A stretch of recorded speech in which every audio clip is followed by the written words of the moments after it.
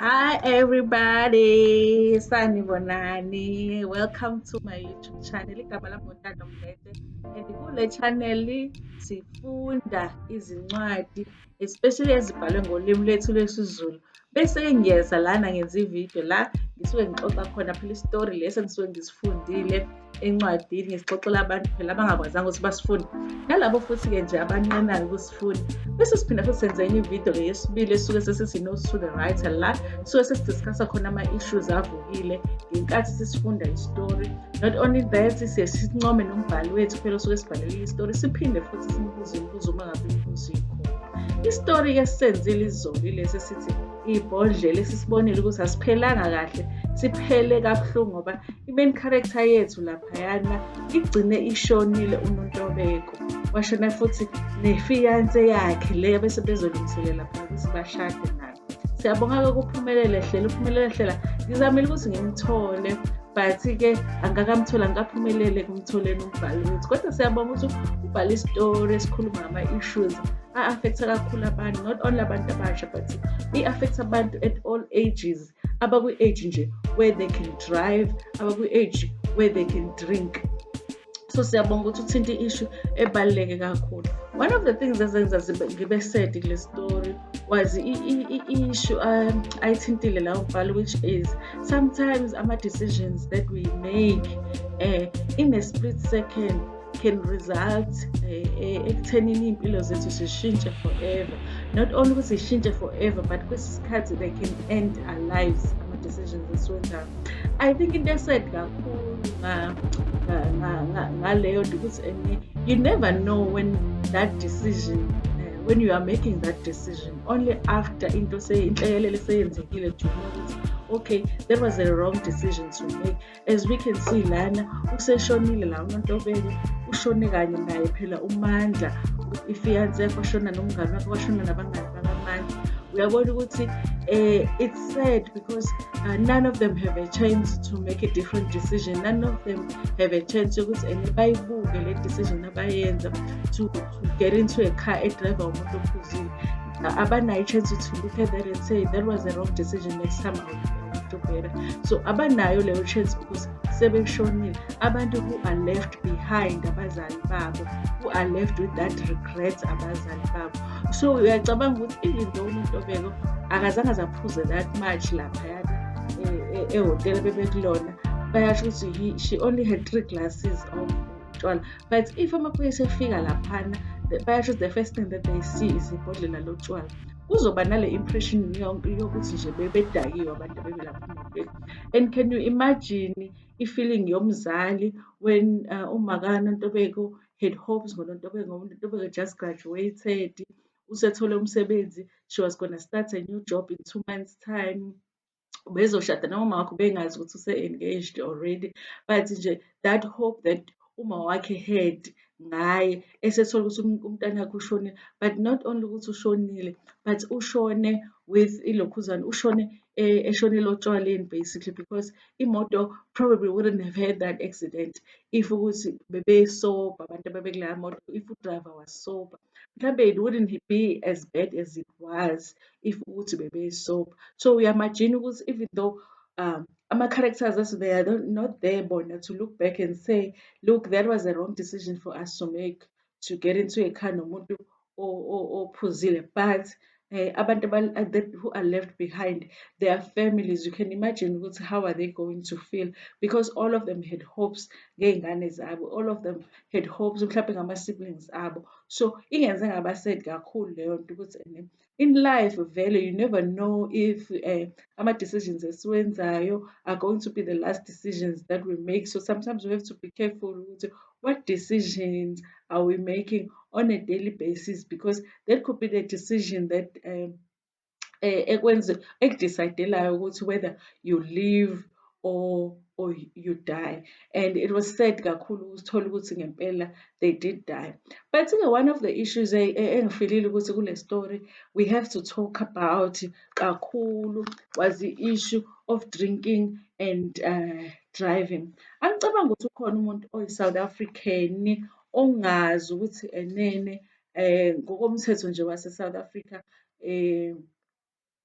you are not allowed to get behind the wheel uphuzile. You are not allowed to get behind the wheel of a moving car intoxicated, whether it's alcohol or it's drugs. Awuvumeleki. Lokhuzana kuwukuphula umthetho ukwenza kanjalo. Whether udrayivile wafika ekhaya, wangashayisa muntu, wangashayisa moto, but the fact that you got into a car udakiwe, that usuwuphulile nje vele umthetho. So angicabangi ukuthi ukhona umuntu ongakwazi, kodwa umuntu uma ekhona-ke ongakwazi, yes, it's against the law ukuthi ungene behind the steering uphuzile. So bayasho-ke lana ukuthi indlela abakala ngayo ukuthi usuphuze kwaze kweqa yini, is that they say ukuthi the alcohol level in your blood must not be more than 0.05. So if it's 0.05 or more, that means ukuthi you are not supposed to be behind the wheel. Bayasho-ke lana ukuthi ngendlela eserious ngayo indaba ye-drinking and driving is that amaphoyisa, they have a right. Number one, if bekuthola nje uphuzile udrive, whether ushayisa umuntu awushayisanga umuntu akubanga ne-accident, yes, bane-right ukuthi bakuthathe bakubophe ngoba vele kuyicala ukuthi ubuphuza udakiwe. Ake sithi-ke mhlawumbe now usungene kwi-car accident, wathathwa-ke manje wayiswa esibhedlela. They say ukuthi amaphoyisa, they have a right ukuthi uma ufika esibhedlela banike i-instruction to odokotela, wonesi, to say ukuthi this person was in a car accident and we want to know ukuthi what was in their blood. And if there was alcohol on their blood, we want to know how much of blood was there. Bathi-ke kunefomu that a police officer is supposed to complete and give it to a doctor or a nurse who takes care of you ngenkathi ufika esibhedlela, to say, please test this person for alcohol levels. And udokotela nonesi, they are obliged by umthetho ukuthi makuthiwa bakutheste for i-alcohol level, vele bakutheste. You are not given a choice as a person ukuthi uyatesta or not. Now you are required, very precise, if they need that sample, you have to give it. Vele nodokotela, they have to give it to amaphoyisa. So it's for them to determine ukuthi okay, i-car accident ayenzekanga yini ngenxa yokuthi wena ubuphuzile or not. On top of that-ke futhi kuyenzeka ukuthi uphuze, you have to think about the fact that mawuphuza, because sometimes i-risk siyibuka only on another side and you feel like, okay, I'm gonna get in the car, I can probably get home. But you don't think about the fact that if something happens, it might happen to a lot of other people abazo-affecteka. Akuzo-affecteka wena kuphela ngoba kwesinye isikhathi uyadrive unabantu emotweni.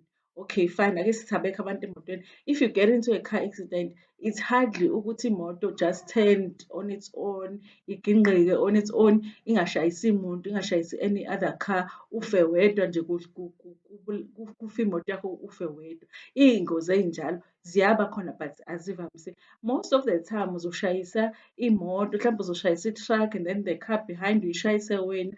It ends up kuba nabantu abaningi aba-affectekayo. Think about it, mhlawumbe ake sithi nje ungena kwi-truck, uthi usangene kwi-truck and then iteksi ingene emva kwakho, mhlawumbe iteksi inabantu abawu-14, mhlampe ake sithi nje 10 of those people die. That means that 10 of those families abazo-affecteka because wena wenze i-decision eyodwa nje, which was to get behind a steering wheel uphuzile. Ukuthi you have to think ukuthi when you make that decision, makwenzeka kwenzeka ingozi, it's not just going to be you who's going to be affected. A whole lot of other people are going to be affected. And umthetho vele uyasho ukuthi ngoba vele wena osuke ukhoze leyo phuzane, leyo ngozi, vele usuke ubabulela abantu. And if you are under the influence of alcohol, vele you are responsible for ukufa kwabo labantu laba suke sebefa because wena you got behind the wheel, wadecide ukuthi udrive even though wazi ukuthi awukho sober. So bayawabala-ke wonke lawo ma-responsibilities online ukuthi those are the things that you have to think about before udrive ungekho sober, ukuthi u-affecta so many other people.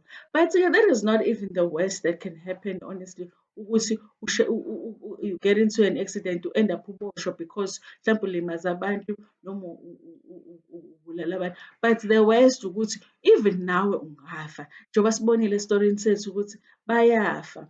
And to not have njengoba ngike ngasho ukuthi wenze i-decision e-wrong bese ungabi no-second chance to fix it next time because ukube mhlawumbe balimalile ba-scratch-eka bahamba baye esibhedlela mhlawumbe they would have been like, yo guys yazi there was a wrong decision ukuthi ene singene emotweni singekho sober. Hhayi next time asenze sure ukuthi sino-driver ozosidrayivela o-sober.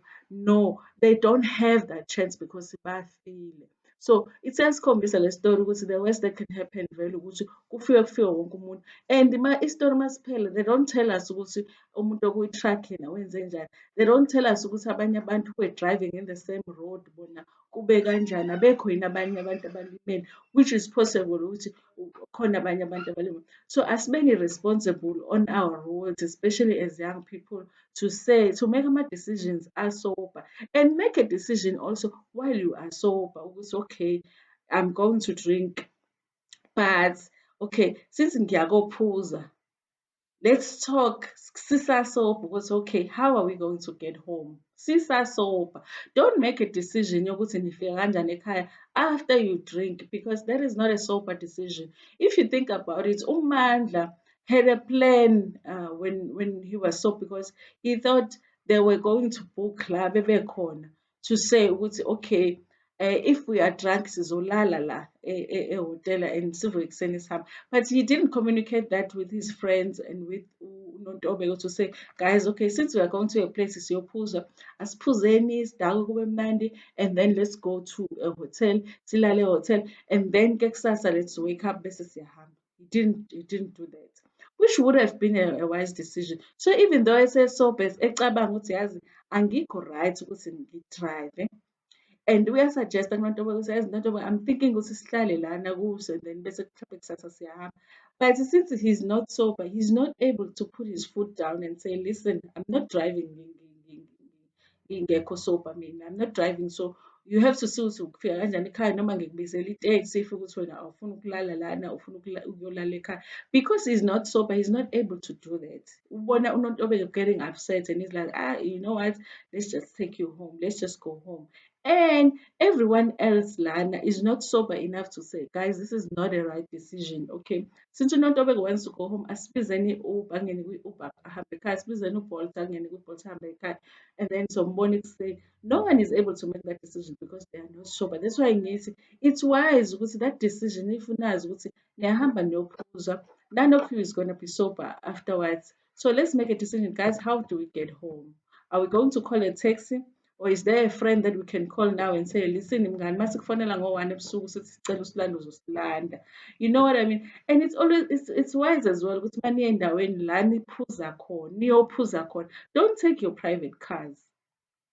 You know, yes, kumnandi ukuhamba ngemoto yakho, but if you know nje ukuthi uye ekujabuleni, ishiye imoto yakho. If ukuthi akukho that far, take ilokhuzana, take a meter taxi or something, uhambe lapho niphuze. And then because very safety, yona right. Angithi masulapho, you're not able to make the wrong decision, decide ukuthi you are driver to you are driver home while you're not sober because ayikho vele imoto ishiye ekhaya. So you're not giving yourself a chance to even get into the car because ushiye ekhaya. So it's wise ukuthi vele mawazi ukuthi uyakojabula. If you can leave the car ekhaya and just take ilokhuzana, i-taxi and go, just do that.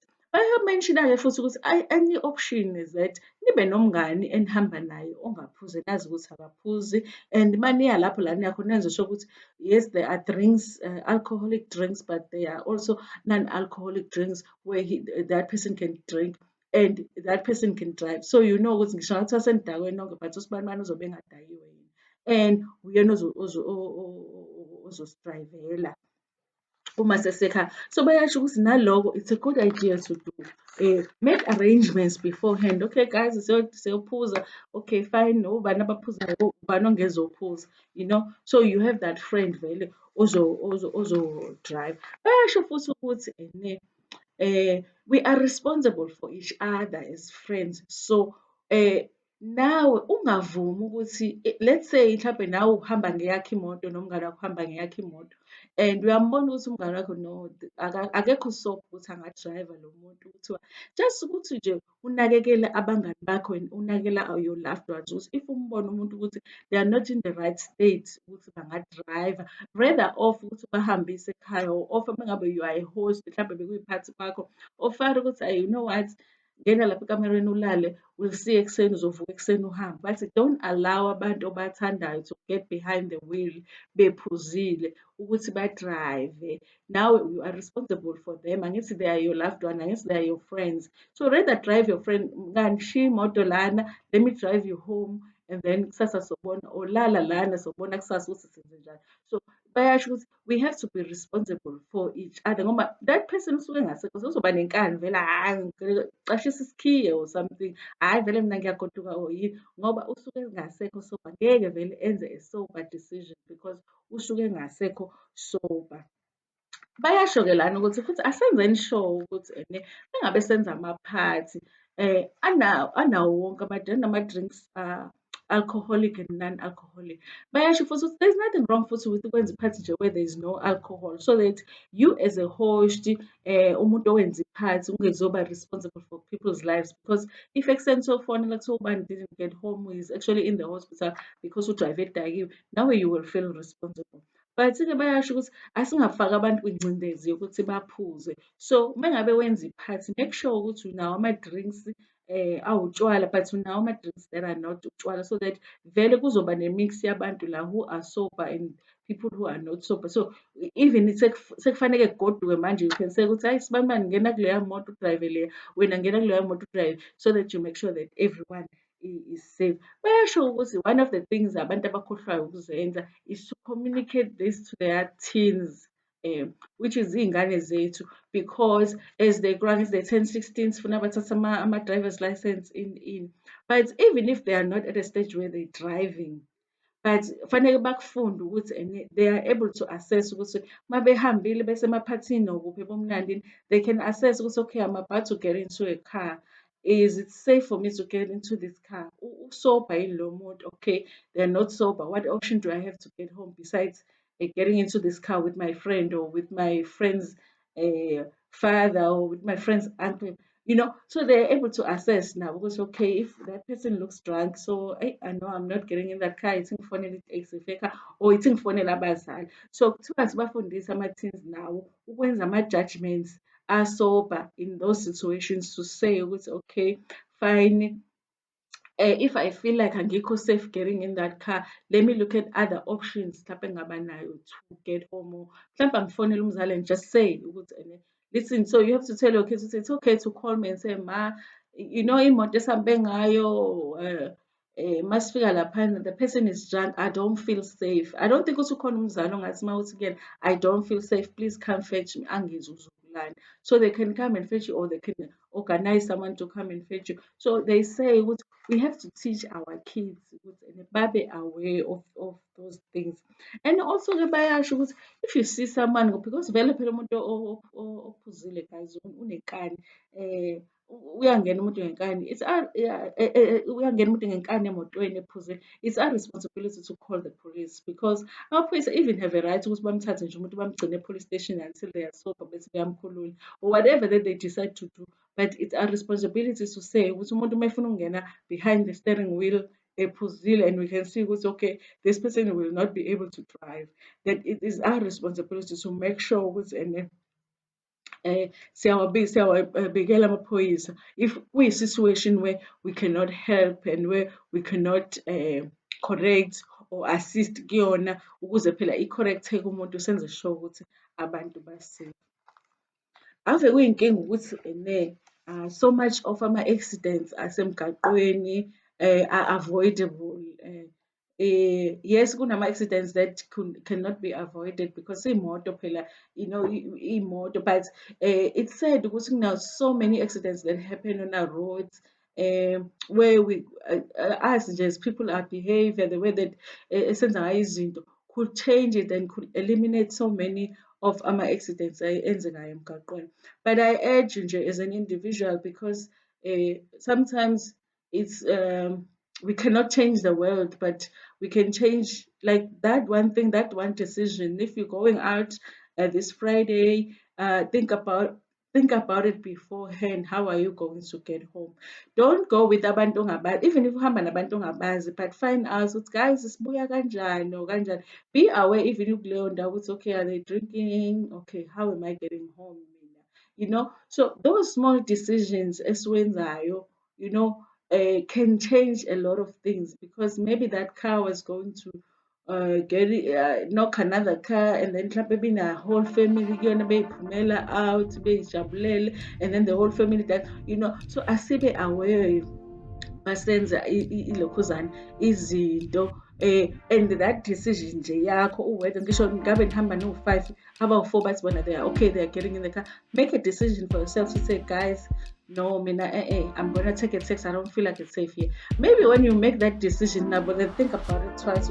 Why maybe it's not a good situation. Okay, guys, let's do.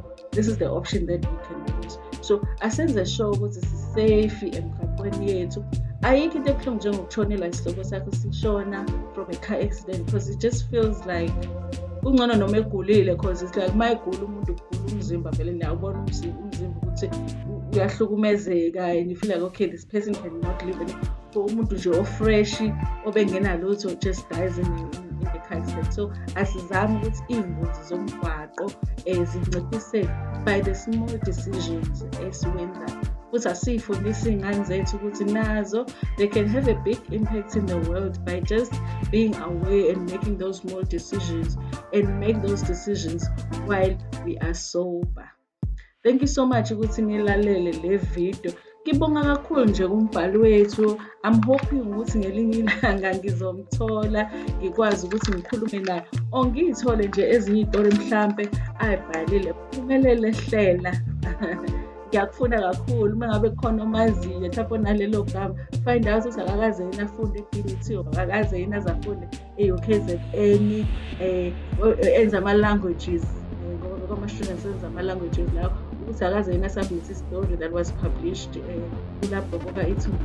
It would be nice ukuthi sikwazi ukuthi sikhulume nawo nama-rights, siwabone ukuthi what was their thinking ngenkathi beyibhala lezi zinto. Thank you so much ukuthi niyibuke video guys. Don't forget to subscribe kulabo abangasubscribe. I just found out ukuthi kunama-members ami ashaye usubscribe njalo uma yobuka. Lalela phela mase uyishaya kwesibili subscribe usubscribe usuya-unsubscribe usuyaphuma phela izona usubscribe only once, guys. So if the subscribe word is red, like bright red, it means subscribe. But if it's like grayish ngathi cashile nje, it means ukuthi ususubscribe. So sungalike-ke nje ivideo njalo uma uyibuka ivideo uyi-like and you can share it with your friends. Ngiyeza nesinye story, guys, sengifunde zaba I think zo-3, angiphambili ngey'tori ezo-3 or 4 kanje. So siyeza esinye story kusasa. I'm looking forward ukuthi ngisi-upload. I wish ukuthi ngahlala la ngimxoxele zonke iy'tori at the same time, because ave zimnandi. Thank you so much for joining me. Niphinde ningijoyine futhi kusasa. Ngikuthanda kakhulu.